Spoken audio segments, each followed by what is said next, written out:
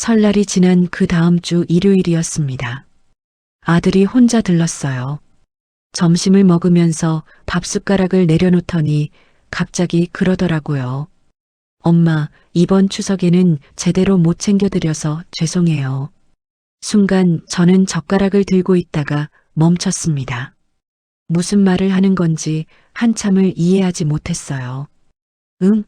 무슨 소리냐? 내가 뭘 못 챙겼다는 거야? 현수는 난처한 표정으로 웃으며 말했습니다.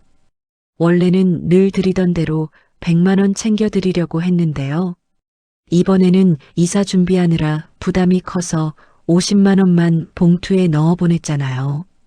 그래도 너무 적은 것 같아서 계속 마음이 쓰이더라고요. 그 말을 듣는 순간 제 가슴이 턱 막히는 것 같았습니다. 뭐라고? 50만 원? 네. 추석 전날에 수진이한테 엄마께 전해드려 하고 봉투를 줬는데요. 어머니가 많이 서운하실까봐 오늘 와서 다시 사과드리려 온 거예요.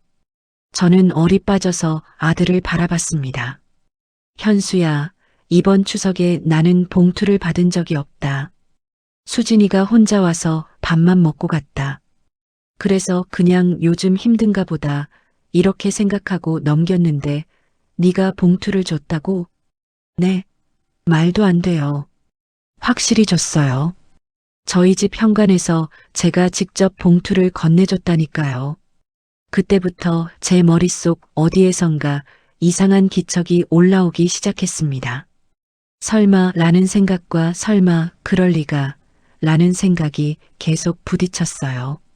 지금부터 제가 어떻게 여기까지 오게 되었는지 이야기 시작 전 구독과 좋아요 한 번씩 눌러주시면 영상 제작에 큰 힘이 됩니다.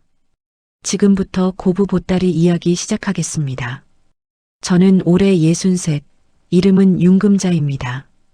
평생을 가족만 바라보고 살아왔어요. 남편은 10년 전에 먼저 떠났고 그때부터 제 세상은 아들이 전부였습니다. 아들 현수는 어릴 때부터 쏙 한번 제대로 썩인 적 없는 아이였어요. 공부 열심히 하고 군대 잘 다녀오고 취업도 혼자 알아서 했습니다. 그런 아들이 30 중반에 결혼을 했고 그때 처음으로 며느리라는 사람을 제 인생에 맞이하게 되었죠. 며느리 이름은 박수진입니다. 처음 인사하러 왔을 때부터 참 싹싹하고 예의 바른 아이였어요. 어머니, 제가 앞으로 잘 모실게요. 부족하지만 잘 부탁드립니다. 두 손을 곧게 모으고 허리 깊이 숙이며 인사하던 모습이 아직도 기억나요. 그날 저는 마음속으로 이런 생각을 했습니다. 현수가 참 사람 하나는 잘 골랐구나. 이제 나도 늙어서 외롭지 않겠네. 결혼식이 끝나고 첫 명절이 찾아왔어요. 그날이 이 모든 일의 시작이었습니다. 결혼하고 첫 설날, 저는 며칠 전부터 시장을 3번이나 들락날락했습니다. 소갈비는 기름 적은 걸로 잘라달라고 따로 부탁했고 잡채에 들어갈 당면도 일부러 국산으로만 골랐습니다. 나물거리도 깨끗한 걸로만 사느라 손이 덜덜 떨릴 정도였어요. 명절 아침 어두컴컴한 새벽 4시에 일어나 전 부치고 국 끓이고 나물을 무쳤습니다. 기름 냄새에 머리가 지끈거렸지만 상에 하나씩 올라가는 음식을 볼 때마다 뿌듯했어요. 점심 무렵이 되니 인터폰이 울렸습니다. 어머니, 저 왔어요. 현수 목소리와 함께 수진이 밝은 웃음소리가 복도에서부터 들리는 것 같았습니다. 문을 열어주니 며느리가 한 손엔 과일 바구니, 다른 손에는 꽃다발을 들고 서 있더라고요. 어머, 이게 뭐냐? 뭐 이런 걸 사왔니? 첫 명절인데 빈손으로 올 수 있나요? 어머니 좋아하실 것 같아서요. 그 말에 제 마음이 얼마나 따뜻해졌는지 모릅니다. 부엌에서 차린 밥상을 보며 며느리가 연신 감탄을 했어요. 와, 어머니. 이렇게 많이 준비하셨어요? 이건 제가 좋아하는 동태전이잖아요. 잡채 색깔도 너무 예쁘다. 그렇게 다 함께 둘러앉아 웃으며 밥을 먹었습니다. 밥을 다 먹고 나서 설거지를 끝내고 잠깐 숨을 고르고 있는데 현수가 제 방 앞까지 다가와 조심스럽게 봉투 하나를 내밀었어요.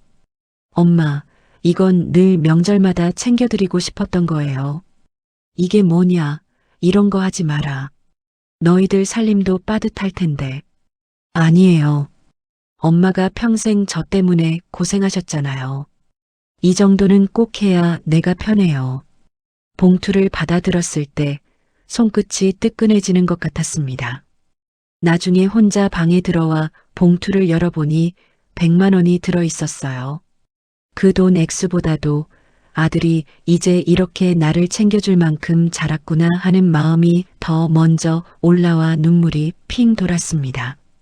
그날 밤 저는 잠자리에 누워서도 봉투를 다시 꺼내 손으로 몇 번이고 쓰다듬었습니다. 늙은 게 괜찮은 거구나. 외롭지 않구나. 그 이후로 명절은 제게 특별한 날이 되었습니다. 단순히 가족이 모이는 날이 아니라 아들이 엄마 수고했어요 하며 봉투를 건네주는 제 노후의 작은 보상 같은 시간이었어요. 몇 년 동안 패턴은 늘 같았습니다. 명절이 얼마 남지 않으면 저는 머릿속으로 메뉴를 정리했습니다. 수진이가 잘 먹던 갈비찜, 고사리나물, 버섯전, 꼬마김밥. 지난번에 이게 그렇게 맛있었다 하던 며느리 말을 하나하나 기억해뒀다가 꼭 준비했어요. 명절 당일이면 현수와 수진이가 함께 들어오고 밥을 먹고 이야기를 나누고 귀가하기 직전에 현수가 방으로 슬쩍 저를 부릅니다. 엄마, 이거 늘 감사해요. 두 손으로 봉투를 드는 아들의 얼굴에는 항상 미안함과 고마움이 섞여 있었습니다. 저는 일부러 아무렇지 않은 척 봉투를 받아들고 말했어요. 그냥 와서 같이 밥 먹고 웃어주는 것만으로도 됐다. 이런 건 안 해도 된다. 입으로는 그렇게 말해도 방에 들어와 문을 닫으면 혼자 봉투를 꺼내보고 한참을 들여다봤습니다. 이 돈 안 써야지. 혹시 나중에 애들 힘들어질 때 보태주려면 모아놔야지. 저는 봉투들을 서랍 깊숙한 곳, 겨울 내복 밑에 차곡차곡 쌓아두었습니다. 가끔씩 마음이 허전할 때면 서랍을 열어 봉투를 세어보는 게 제 작은 낙이었어요. 아들이 나를 생각해 준 시간이 그 안에 담겨 있는 것 같아서요. 처음 이상하다고 느낀 건 결혼하고 4번째 설날이었습니다. 설날 일주일 전쯤 아들한테서 전화가 왔어요. 엄마, 이번 설날에는 제가 당일에는 못 갈 것 같아요. 회사에서 프로젝트 마감이 걸려서요. 대신 그 전날 저녁에 수진이가 먼저 들를 거예요. 저는 설날 지나고 주말에 따로 갈게요. 그래, 요즘 세상에 회사 일이 우선이지. 바쁜데도 온다니 고맙네. 수진이 혼자 오면 허전하겠네. 그래도 밥은 해줘야지. 저는 아들이 못 온다는 아쉬움보다 아무것도 모를 며느리가 식구 대신 혼자 올라올 생각을 하니 더 챙겨줘야겠다는 마음이 앞섰습니다. 그래서 평소보다 더 많이 준비했어요. 둘이 먹기엔 너무 많을 정도로요. 약속한 날 저녁 초인종이 울렸습니다. 어머니, 저예요. 수진이가 큰 장바구니를 들고 서 있었습니다. 어휴, 힘들게 혼자 왔네. 올라오느라 고생했다. 아니에요, 어머니. 제가 오히려 감사하죠. 오늘도 음식 많이 하셨죠? 식탁 위에는 두 사람이 먹기에 버거울 만큼 음식이 가득했습니다. 수진이는 진짜 맛있게 먹었어요. 젓가락을 쉴 틈 없이 움직이면서요. 어머니, 진짜 여기 오면 살쪄요. 집에 가면 현수한테 자랑해야지.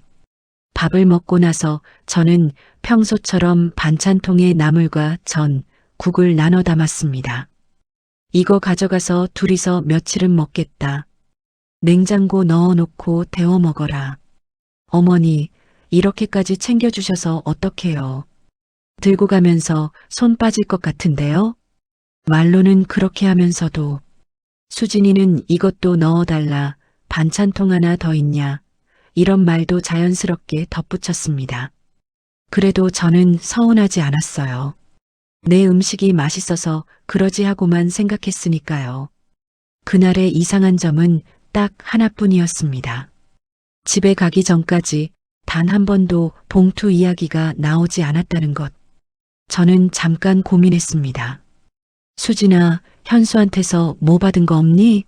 하고 물어볼까 싶다가 갑자기 그 말이 돈 달라는 소리처럼 들릴까봐 입을 닫았습니다. 요즘 힘들어서 준비 못했겠지. 이사한다고 했으니까. 젊은 사람들 사는 게 다 그렇지. 그냥 그렇게 넘기기로 했습니다. 그런데 그게 시작이었어요. 설날이 지나고 나흘쯤 뒤에 현수가 전화 없이 퇴근길에 들렀습니다. 문을 열자마자 밝게 웃으며 말했어요. 엄마, 이번 설날에 제대로 인사도 못 드리고 가서 계속 마음에 걸렸어요. 바쁜데 뭐 어쩌겠니? 그래도 수진이가 와서 같이 밥 먹고 갔다. 잘 먹더라. 부엌에서 찌개를 데워 식탁에 올려놓고 둘이 마주 앉아 밥을 먹었습니다. 밥을 반쯤 먹다가 갑자기 현수가 조심스럽게 말을 꺼냈어요. 엄마, 근데 이번에는 돈을 많이 못 드려서 진짜 죄송해요. 응? 뭔 소리야? 원래는 늘 드리던 대로 100만 원을 드리려고 했는데요. 저희가 이사 준비하느라 돈이 많이 빠져나가서요. 이번엔 50만 원만 봉투에 넣어서 수진이한테 줬잖아요. 제가 꼭 어머니께 드려 하고 3번이나 말했는데 제 숟가락이 그 자리에서 멈췄습니다. 현수야, 엄마는 이번 설날에 봉투 받은 적이 없다. 네. 수진이가 와서 밥 먹고 반찬 싸들고 조금 얘기하다가 갔어. 봉투는 못 받았어. 나는 그런 거 기대도 안 했고 그냥 너희 온 것만으로도 됐다고 생각했지. 현수 얼굴이 굳어졌습니다. 그럴 리가 없는데 제가 분명히 집에서 출발하기 전에 수진이한테 줬어요. 이거 꼭 엄마께 전해드려라고 말까지 했는데 그때부터 제 머릿속에서 무언가가 부서지는 소리가 들리는 것 같았습니다. 설마 그럴 리가. 하지만 그 생각을 입 밖으로 꺼낼 수가 없었어요. 제가 너무 나쁜 사람이 되는 것만 같았거든요. 내가 어디에 뒀는데 내가 못 본 걸 수도 있고 요즘 나이가 드니까 기억도 자꾸 왔다 갔다 한다. 저는 일부러 웃으며 넘기려 했습니다. 하지만 속에서는 찜찜함이 가시질 않았습니다. 그날 밤 저는 집안을 한 바퀴 돌며 신발장 위, 거실 장식장, 냉장고 위, 안방 서랍까지 장난감 찾듯이 살펴봤어요. 혹시 내가 못 보고 넘어간 건 아닐까 싶어서요. 하지만 어디에도 봉투는 없었습니다. 며칠 뒤 수진이한테서 전화가 왔습니다. 어머니, 지난번에 그 봉투 못 찾으셨다면서요? 그래. 내가 눈이 삐었는지 아무리 찾아도 못 찾겠더라. 아, 그날 급해서 그냥 신발장 옆에 세워둔 화분 뒤에 끼워놨거든요. 어머니가 잘 못 보셨을 수도 있을 것 같아요. 그래, 그랬니? 제가 이번 주에 한번 들를게요. 그때 같이 찾아봐요. 그날 저녁 저는 전화를 끊고 다시 화분 뒤를 들춰봤습니다. 먼지만 뽀얗게 묻어나올 뿐 봉투는 없었습니다. 손가락 사이에 끼인 흙을 털어내면서도 자꾸만 마음이 이상해졌습니다. 주말이 되어 수진이가 집에 왔습니다.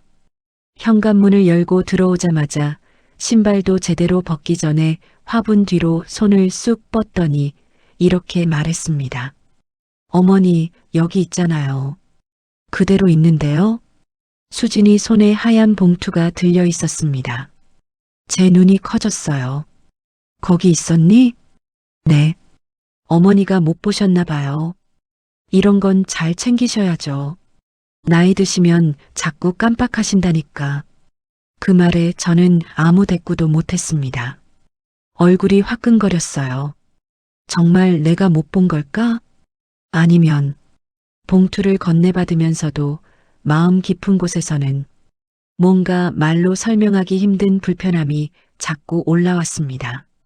그 일이 있은 지 한 달쯤 지나 제 생일이 되었습니다. 현수와 수진이가 근사한 고깃집에 데려가 주었어요. 어머니, 오늘은 마음껏 드세요. 예약까지 했다니까요. 고기를 구워주고 사진도 찍어주고 케이크까지 준비해 와서 노래를 불러줬습니다.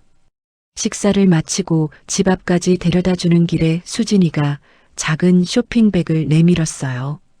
어머니, 이건 저희 선물이에요. 집에 가셔서 열어보세요. 이게 뭐라고 그냥 밥 사준 것만으로도 고맙다. 집에 들어와 쇼핑백을 열어보니 카디건 하나와 함께 봉투가 들어 있었어요. 봉투 안에는 50만 원이 들어 있었습니다. 이 나이에 이런 선물까지 받네. 저는 봉투를 들고 한참 웃었습니다. 얼마가 들었는지는 크게 중요하지 않았어요. 그냥 우리 둘이 엄마 생일 생각했다는 마음이 고마웠거든요. 다음 날 오후 현수가 전화를 걸어왔습니다. 엄마, 어제 선물 마음에 드셨어요? 그럼. 카디건도 따뜻하고 봉투도 잘 받았다. 고맙다. 봉투 안에 편지는 읽어보셨어요? 편지? 네. 수진이가 처음으로 시어머니께 편지 써본다고 적어놨다던데요. 300만 원이랑 편지 같이 넣었다고 하던데. 엄마 울지 않으셨어요? 그 순간 머리가 하얘지는 느낌이 들었습니다. 뭐라고? 300만 원? 네. 이번에는 저희가 좀 무리해서라도 드리고 싶었어요. 엄마가 그동안 빚졌다고 생각한 마음을 조금이나마 갚고 싶어서요. 그래서 수진이가 봉투에 편지까지 넣더니 엄마가 열어보시면 분명 울 거라고 그러는데 안 우셨어요? 현수야, 어제 내가 받은 봉투에는 50만 원밖에 없었다. 편지는 없었어. 전화 너머에서 현수가 한동안 말을 잃었습니다.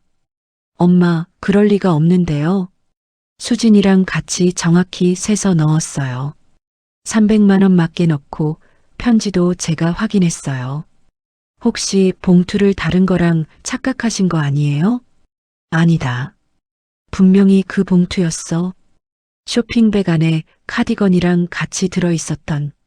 말끝을 흐리면서 제 안에서는 이미 하나의 생각이 모습을 드러내고 있었습니다. 설날 때 봉투, 생일 봉투, 그리고 그 사이에 항상 며느리가 있었다. 그날 밤 저는 떨리는 손으로 서랍을 열었습니다. 그동안 받아 모아둔 봉투들을 하나씩 꺼내 금액을 세어봤어요. 이건 작년 설날, 이건 그 다음 추석. 서랍을 열었다 닫았다 하면서 어떤 봉투는 기억보다 금액이 적은 것 같기도 했습니다. 하지만 사람 기억이라는 게 애매하잖아요. 내가 잘못 기억하는 건지 아니면 정말 그때도 뭔가 있었던 건지 확신할 수가 없었습니다. 내가 혹시 너무 의심이 많은 사람이 되어버린 건 아닐까? 그냥 나이 들면서 예민해진 건가? 스스로를 다그치면서도 마음 한구석에는 계속 따끔거리는 가시 같은 게 박혀 있었습니다.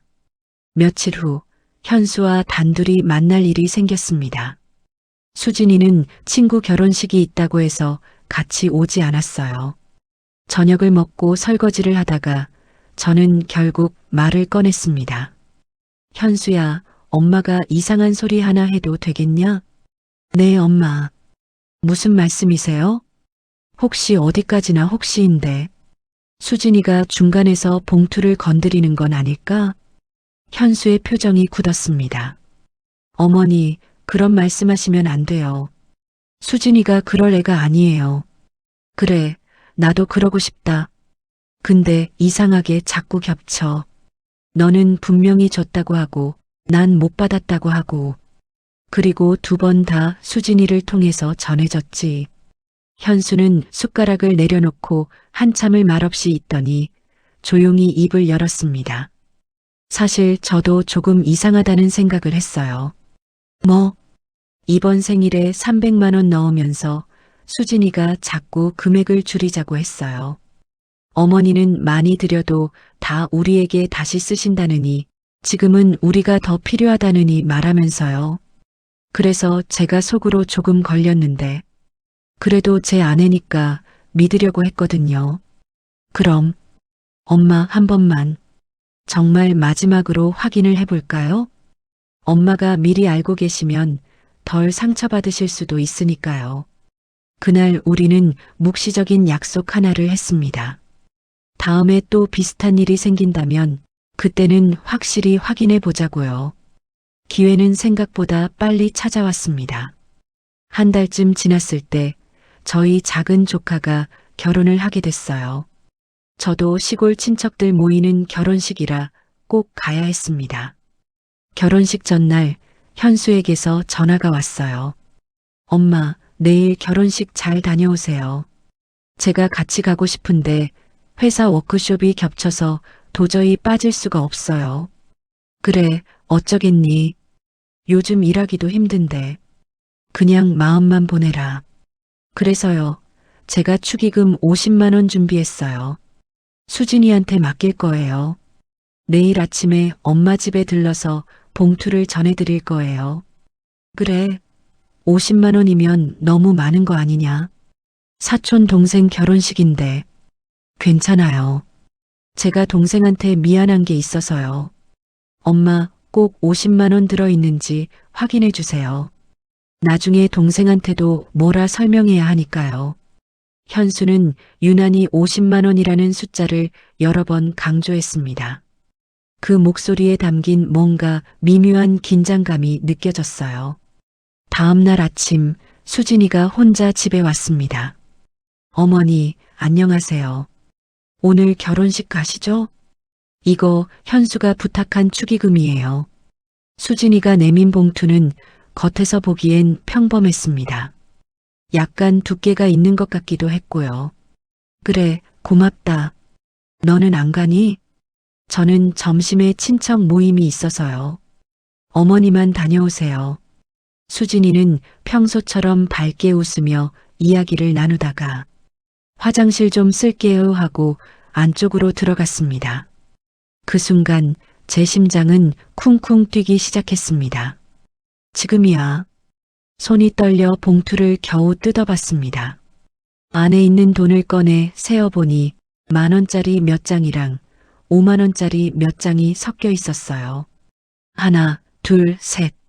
계산해보니 총 20만 원이었습니다. 숨이 턱 막히는 느낌이 들었습니다. 20만 원? 입술이 바짝 말라붙어서 말도 잘 안 나왔어요. 그때 제 머릿속을 스친 생각 하나. 혹시 나머지 30만 원은? 저는 재빨리 거실 한쪽에 놓인 수진이 가방 앞으로 갔습니다. 잠깐 망설이다가 떨리는 손으로 지퍼를 열었습니다. 안에는 화장품 파우치, 작은 지갑, 카드 지갑, 손수건 등이 어지럽게 들어 있었어요. 그리고 그 틈 사이에서 접혀 있는 또 다른 봉투 하나가 눈에 띄었습니다. 봉투를 열어보니 깨끗한 10,000원짜리와 50,000원짜리 지폐들이 가지런히 놓여 있었어요. 10만, 20만, 30만. 딱 30만 원이었습니다. 그 순간 다리가 풀리는 것 같았습니다. 이대로 닫아버리면 나중에 또 오해였다고 할지도 모른다는 생각이 들었습니다. 저는 핸드폰을 꺼내 봉투와 지갑 그리고 지폐들이 나온 모습을 여러 장 찍었습니다. 손이 덜덜 떨려서 초점이 조금 흐릿하게 나왔지만 그래도 금액은 확실히 보였습니다. 사진을 저장해두고 가방을 다시 제자리 그대로 정리해 놓은 뒤 숨을 크게 들이켰습니다. 잠시 후 화장실에서 나온 수진이가 환하게 웃으며 말했어요. 어머니, 그럼 저 먼저 가볼게요. 결혼식 잘 다녀오세요. 그래, 조심해서 가라. 저는 아무렇지 않은 척 문을 닫았습니다. 그리고 문이 닫히자마자 주저앉아 버렸어요. 소리도 나오지 않았습니다. 그날 결혼식장에서 저는 제대로 웃지도 못했습니다. 식이 끝나고 봉투를 신부 측 축의금 박스에 넣으면서 봉투 안에 있는 20만 원이 너무 무겁게 느껴졌어요. 얘네는 50만 원을 냈다고 믿겠지. 하지만 실제로는 20만 원. 머릿속으로만 계속 그런 말이 맴돌았습니다. 집으로 돌아오자마자 현수에게 전화를 걸었습니다. 현수야. 엄마, 결혼식 잘 다녀오셨어요? 현수야. 역시였어. 어머니, 무슨 말씀이세요? 너 말한 봉투 안에는 20만 원밖에 안 들어 있었다. 나머지 30만 원은 수진이 가방 안에서 나왔다. 엄마가 사진까지 찍어놨다. 전화 너머로 긴 한숨 소리가 들렸습니다. 엄마, 혹시라도 오해일 수도 있으니까 일단 오늘은 아무 말 하지 마세요. 내일 저녁에 수진이랑 같이 갈게요. 그때 세 명이서 제대로 얘기해요. 그래라. 전화를 끊고 나니 갑자기 온몸에 힘이 빠지면서 눈물이 나기 시작했습니다. 배신감, 슬픔, 분노, 허탈함이 한꺼번에 올라왔어요. 내가 뭘 그렇게 잘못했길래. 다음날 저녁 현수와 수진이가 같이 집에 왔습니다. 현수 얼굴은 잔뜩 굳어 있었고 수진이는 평소와 다름없이 웃는 얼굴이었습니다.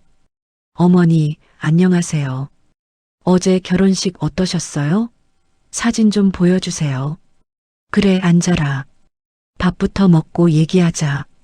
저는 평소보다 더 정성 들여 밥상을 차렸습니다. 마지막 일 수도 있다는 생각에 괜히 욕심이 나더라고요.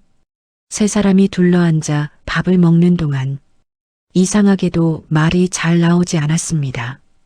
수진이만 이것저것 묻고 떠들었어요. 식사가 끝나고 제가 입을 열었습니다. 수진아, 네 어머니. 어제 축의금 봉투 잘 전해줬니? 그럼요. 어머니가 주신 거 그대로 넣어서 드렸죠. 왜요? 거기에 얼마 있었니? 어제 현수가 그러던데요. 50만 원이라고. 맞죠, 여보? 순간 현수가 수진이를 가만히 바라봤습니다. 그래, 내가 분명 50만 원 넣어서 줬지. 네, 저도 분명 그렇게 들었는데요. 어머니, 왜 그러세요? 혹시 덜 넣으셨어요? 수진이는 오히려 제가 실수한 것처럼 물었습니다. 그 말에 저는 더 이상 참을 수가 없었습니다. 그럼 이건 뭐냐? 저는 핸드폰을 꺼내 사진을 보여줬습니다. 봉투 속 20만 원과 가방 속에서 나온 30만 원이 한 화면에 찍힌 사진이었어요. 이 돈은 뭐냐, 수진아? 현수는 나에게 50만 원을 줬다고 했고 나는 봉투 안에서 20만 원만 봤다. 그리고 네 가방에서는 30만 원이 나왔다. 이게 우연이냐? 순간 수진이 얼굴이 하얗게 질렸습니다. 입술이 파르르 떨릴 정도로요. 어머니, 그게요.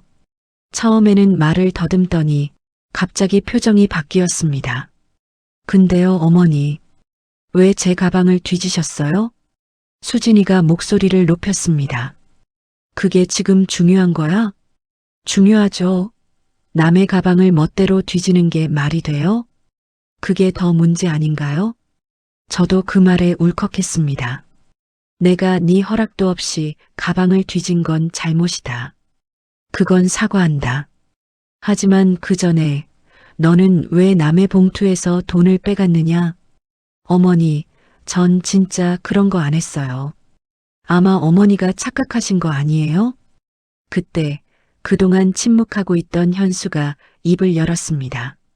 수진아, 이제 그만해. 사진까지 있는데 무슨 착각이야. 여보, 나 정말이야. 어머니가 돈 세는 걸 잘못하셨을 수도 있잖아. 나이 드시면 그런 실수하실 수도 있고. 수진아. 현수가 소리를 질렀습니다. 그 소리에 수진이가 움찔하며 울음을 터뜨렸어요. 죄송해요, 죄송해요. 뭐가 죄송한 건데? 정확히 말해. 제가 물었습니다. 손이 떨리고 있었지만 시선은 피하지 않았습니다. 저도 모르게 손이 갔어요. 수지는 울면서 말을 이어갔습니다. 요즘 저희 집이 너무 힘들어요. 이사 준비하느라 대출도 많이 받고 제 친정도 아버지 가게가 망해서 월세도 못 내고 있어요. 저라도 도와야 할 것 같아서 그만. 그래도 그렇지 말을 하고 도움을 청했어야지. 왜 몰래 가져가느냐. 어머니께 말씀드리면 혼나고 싫어하실 것 같아서. 현수도 반대할 게 뻔했고요. 수지는 계속 울었습니다. 자기 친정 이야기를 하며 어머니가 얼마나 아픈지, 가게가 얼마나 어려운지, 빚독촉 전화가 얼마나 많이 오는지를 토해냈어요. 그 말을 듣고 있자니 마음 한구석이 조금은 짠해지기도 했습니다.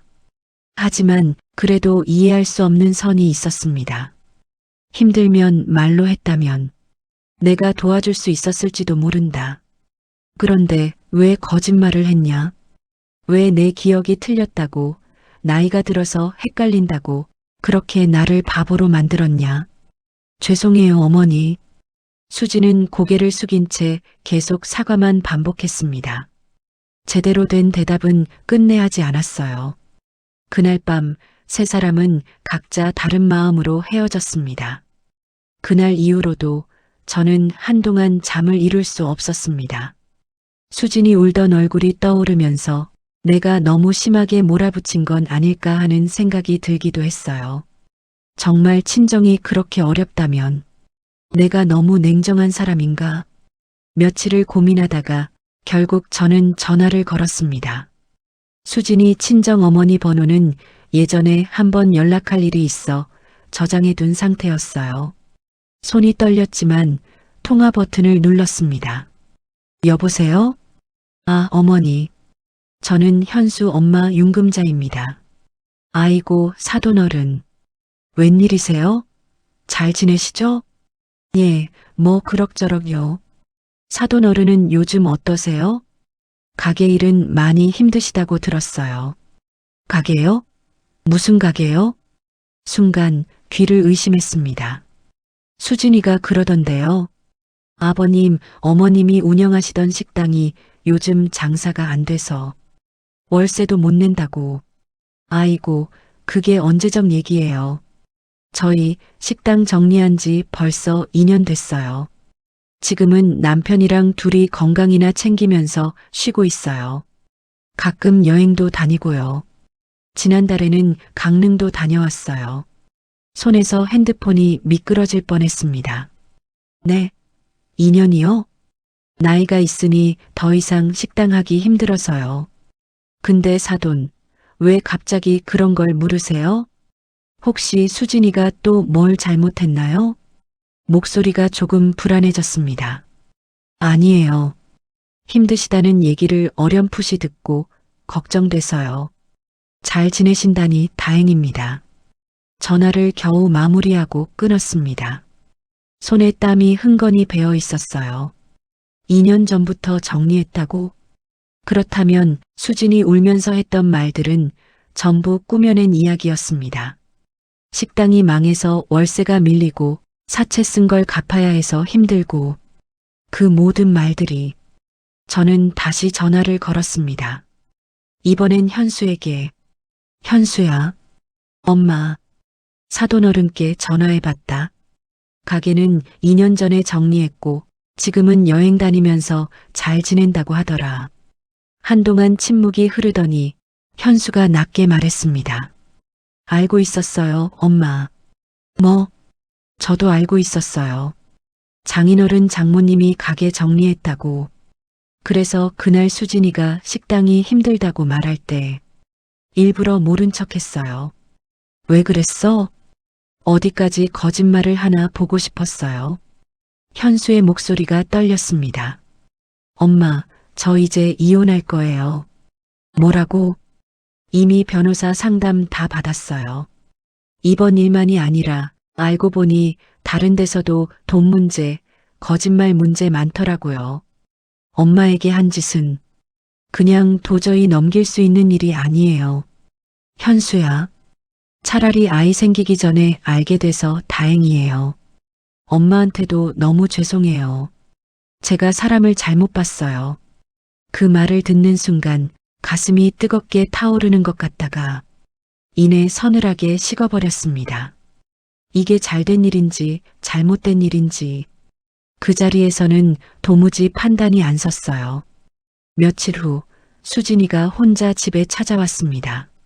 초인종이 여러 번 울리길래 문을 열어보니 눈이 퉁퉁 부어있는 얼굴이 서 있었습니다. 어머니, 수진은 문턱에서부터 울음을 터뜨렸어요. 들어와라. 거실로 들어온 수진은 소파 앞에서 무릎을 꿇었습니다. 어머니, 제가 잘못했습니다. 정말 잘못했습니다. 한 번만, 딱 한 번만 용서해 주세요. 현수한테서 얘기 들었다. 어머니, 현수가 이혼하겠다고 하더라고요. 저 진짜 후회하고 있어요. 다시는 안 그럴게요. 정말이에요. 한 번만 기회를 주세요. 눈물로 범벅이 된 얼굴로 제 발을 붙잡았습니다. 옛날 같았으면 그 모습에 마음이 먼저 약해졌을지도 모릅니다. 하지만 이상하게도 그 눈물이 더 이상 진짜로 보이지 않았어요. 수진아, 네. 네가 한 일은 실수 한 번으로 끝나는 일이 아니다. 알고 있어요. 저도 너무 무서워요. 혼자 되는 게. 처음에 봉투를 한번 건드렸을 때 그때 솔직하게 말했으면 아마 내가 화는 냈어도 이 정도로까지는 않았을 거다. 수지는 더 크게 울었습니다. 근데 넌 어떻게 했냐? 내가 못 본 거라고 했다. 나이 들어서 깜빡거려서 그렇다고 했다. 나를 바보 만들어 놓고 또 생일날 봉투 금액도 줄였다. 거기에다 친정 탓까지 했다. 가게 망해서 힘들다고, 월세 못 낸다고, 아픈 얘기 꺼내놓고 동정 끌어내려고 했다. 죄송해요. 근데 알고 보니 다 거짓말이었다. 이건 단순히 돈 문제가 아닌 것 같구나. 신뢰의 문제인 것 같다. 다시는 안 그럴게요. 지금이라도 제가 다 갚을게요. 어머니께 드렸어야 할 돈들 다 정리해서 그 돈이 문제가 아니다. 제가 단호하게 말했습니다. 얼마를 가져갔는지 이제 중요하지 않다. 넌 우리를 속였다. 너를 믿던 사람을 가장 먼저 속였다. 수지는 한참을 울다가 결국 힘없이 일어섰습니다. 어머니, 정말 죄송했습니다. 그 말이 이 집에서 하는 마지막 인사가 될 거라는 걸 아마 본인도 알고 있었을 겁니다. 문이 닫히는 소리를 들으면서 저는 눈을 감았습니다. 눈물은 나지 않았습니다. 그저 오래된 무언가가 툭 하고 끊어진 느낌만 남았어요. 얼마 뒤 이혼 절차는 모두 마무리되었습니다. 현수가 집에 와서 말했습니다. 엄마, 일이 다 정리됐어요. 그래, 힘들었겠다. 현수는 제 앞에 앉아 한참을 말없이 있다가 조심스럽게 물었습니다. 엄마, 저 여기서 같이 살아도 될까요? 갑자기 그건 또 무슨 소리냐? 혼자 살기 싫어요, 이제. 사람을 믿는다는 게 이렇게 무서울 줄은 몰랐어요.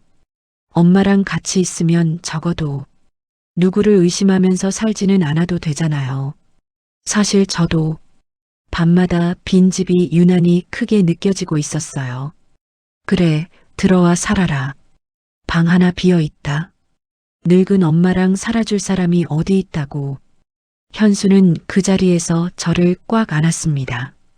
그날 이후로 집안에는 다시 사람 숨소리가 들리기 시작했습니다.